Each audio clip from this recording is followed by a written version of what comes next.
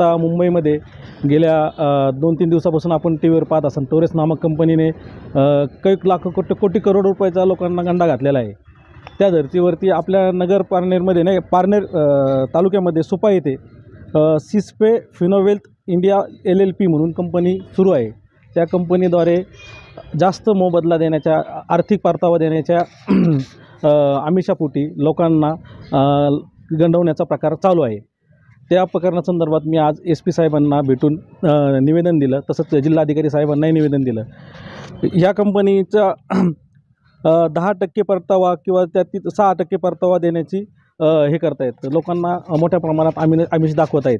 आणि जसं मुंबईमध्ये टोरेस कंपनीच्या बाबतीत घडलं तसा अनुचित प्रकार अहमदनगर शहरामध्ये किंवा आपल्या अहमदनगर जिल्ह्यामध्ये पारनेर तालुक्यामध्ये घडावू नये यासाठी मी आज निवेदन दिलेलं आहे. टोरेस कंपनीच्या बाबतीतही तसंच झालं होतं. त्यांच्या बाबतीत 6 महिन्यापूर्वी पोलीस यंत्रणेला तक्रार दिली होती, पण पोलिसांनी त्याची दखल घेतली नाही कुठल्याही प्रकारची, व तो प्रकार 2 दिवसापूर्वी आत्ता उघडकीस आला.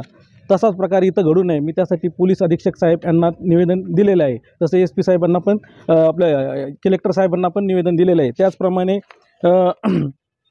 आयकर विभाग गुलटेकडी पुणे यांनाही पत्राद्वारे कळवलेलं आहे. आर्थिक गुन्हे शाखेलाही सांगितलेलं आहे. भारतीय RBIला पण कळवलेलं आहे.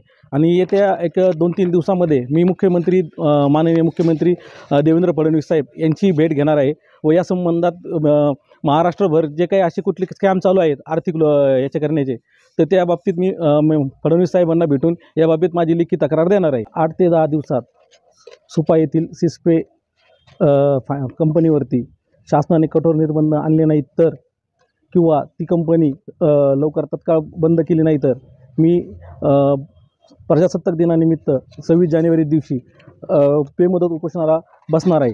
याचीही प्रशासनाने नोंद घ्यावी व या दरम्यान कायदा सुव्यवस्था याचा प्रश्न निर्माण झाल्यास सर्वस्वी प्रशासन जबाबदार राहील याची प्रशासनाने नोंद घ्यावी.